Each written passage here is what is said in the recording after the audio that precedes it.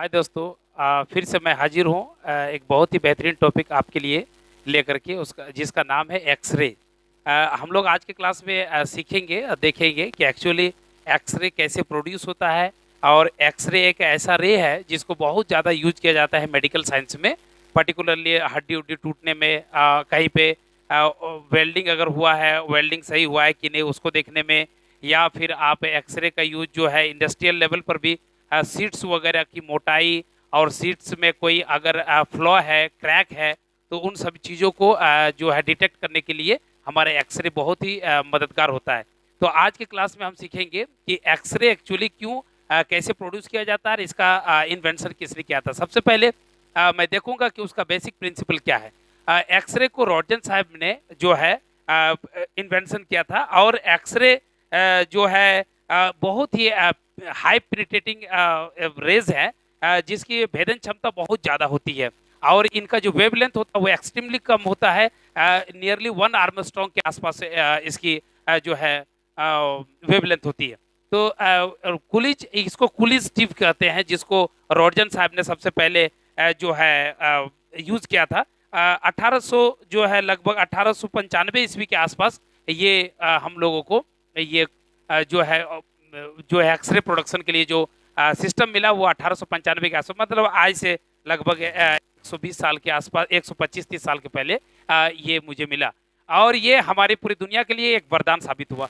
आज की क्लास में हम देखेंगे कि एक्चुअली ये कूलिज टिप में सेटअप क्या है। सबसे पहले मैं आपको एक एक चीज बताते चलूं। ये जो है फिलामेंट है, जिसके वजह से थर्मेनिक एमिशन के थ्रू से इलेक्ट्रॉन निकलता है। मतलब यहाँ पे हम हीट के थ्रू से इलेक्ट्रिक हीट देते हैं, तो यहाँ से मेरा फिलामेंट से इलेक्ट्रॉन निकलता है। जो निकलता है ना, वो टारगेट क्रिस्टल की तरह, ये टारगेट क्रिस्टल है, यहीं से एक्सरे निकलता है। और ये टारगेट क्रिस्टल पर यूं ही नहीं चला जाता है, बल्कि इसको हाई वोल्टेज कुछ किलो वोल्ट पर हम यहाँ पे लगभग डीसी वोल्ट देते हैं। जो हाई वोल्टेज होता है लगभग मान लीजिए कि कुछ किलो वोल्ट, मतलब 11,000, 10,000, 6,000, ऐसे कुछ वोल्ट, हाई वोल्टेज पर कुछ किलो वोल्ट पर हम जब देते हैं, तो ये जो इलेक्ट्रॉन है, ये टारगेट क्रिस्टल की तरफ एक्सेलरेटेड हो जाते हैं। जब ये एक्सेलरेटेड होते हैं तो ये टक्कर मारते हैं इस क्रिस्टल पर, और इस टक्कर मारने की वजह से यहाँ पे जो है एक्सरे यहाँ से प्रोडक्शन होता है। ये रे जो निकलता है, एक्सरे निकलता है। ये रॉटन साहब ने देखा था, उनके घर में कुछ फोटोग्राफिक प्लेट्स रखी हुई थी जो एक्चुअली अफेक्टेड हो गया था, तो उनको पता चला था। चूंकि हम लोग जानते हैं ना जैसे मैथ्स में कि कोई चीज अगर नहीं जानते हैं तो हम लोग उसको लिखते हैं let it be x, let it be x. उसी तरह से उन्होंने भी, कुछ मालूम नहीं था, उस जमाने तक का बात कर रहे हैं हम, तो उन्होंने लिखा था कि एक्स रे। परंतु बाद में हम लोगों ने इसकी पूरी कैरेक्टरिस्टिक्स को समझ गया कि ये क्या क्या करता है, क्या नहीं, ये पूरी मालूम है आज के जमाने में एक्सरे के बारे में।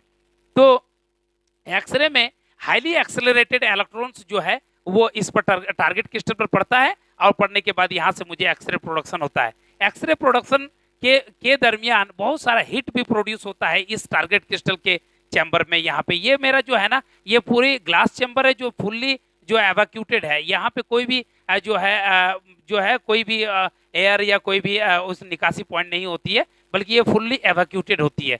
तो ये जो है यहाँ पे हम लोगों ने ऐसा एक्सपेरिमेंट उन्होंने किया। ये जो देख रहे हैं आप, ये वाटर सप्लाई है, ताकि मेरा सिस्टम कूलिंग सिस्टम रहे। ये मेरा हमेशा जो है प्रोडक्शन जब एक्सरे का होते रहे, तो मुझे जो गर्मी है उसको एब्जॉर्ब करते रहेगा। ये वाटर देते रहेंगे और गर्मी जो है उसका एब्जॉर्ब कर लिया जाएगा। तो इस तरह से ये तो मेरा सेटअप है जो आपने देख लिया। अब जो इसका बेसिक फंडा है क्या, कि जब उसकी इंटेंसिटी है ना, ये इंटेंसिटी आप देख रहे हैं जो एक्सरे निकल रही है, इसके इंटेंसिटी को जो वेवलेंथ के साथ आप मेजर करेंगे, उसके वेवलेंथ जो है उसके साथ, तो आपको एक मिलेगा एक पर्टिकुलर, ये जो देख रहे हैं मैंने ग्राफ खींचा है, यहाँ पे के बीटा के अल्फा बोल के दो पिक इंटेंसिटी आपको दिखाई दे रहा होगा।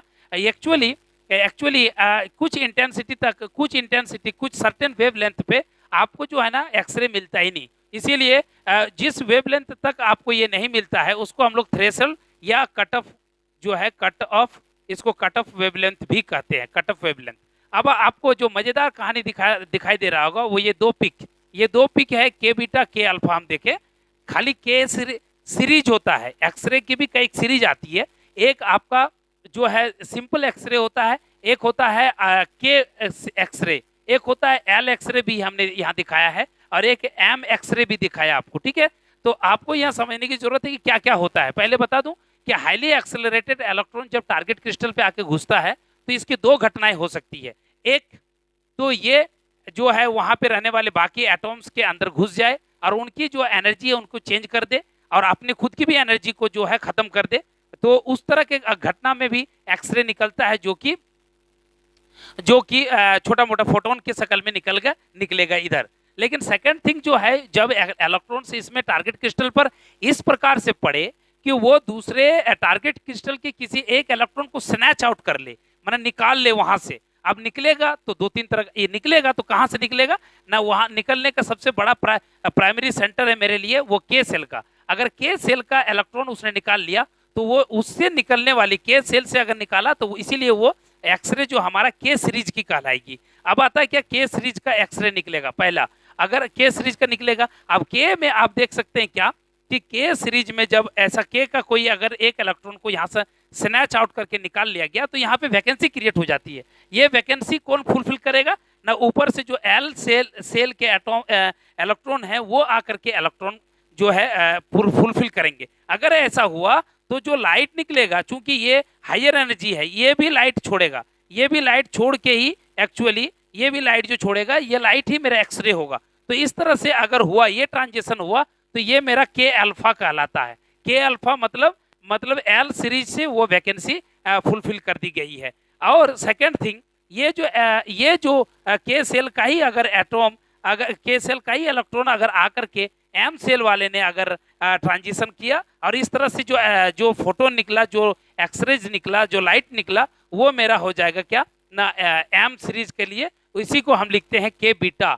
के बीटा मतलब जो है एम सेल से आने वाले इलेक्ट्रॉन वहां पे जो है फुलफिल करते हैं तो वो मेरा के बीटा कहलाएगा। उसी तरह से अगर हम मान लीजिए कि जब हम, अब यहाँ मजेदार बात आती है दूसरा, मान लीजिए कि एल सेल का कोई इलेक्ट्रॉन के सेल, एल सेल का कोई इलेक्ट्रॉन के में आकर के जो है जो वैकेंसी थी, जो स्नैच आउट कर लिया गया था, वो जो फुलफिल कर दिया गया, तो उससे जो एक्सरे निकला वो मैंने बता दिया के अल्फा कहलाएगा। लेकिन यहाँ पे भी तो वैकेंसी हो जाएगी ना। अगर यहाँ पे वैकेंसी हो जाएगी तो इस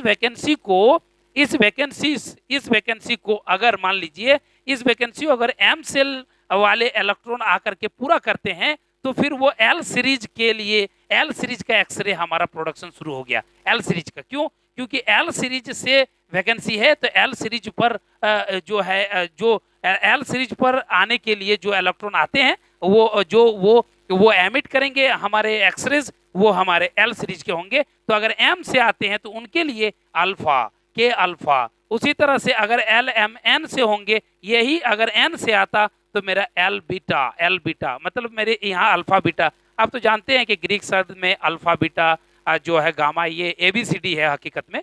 तो ये चीज हम लोगों को समझ में आ गया।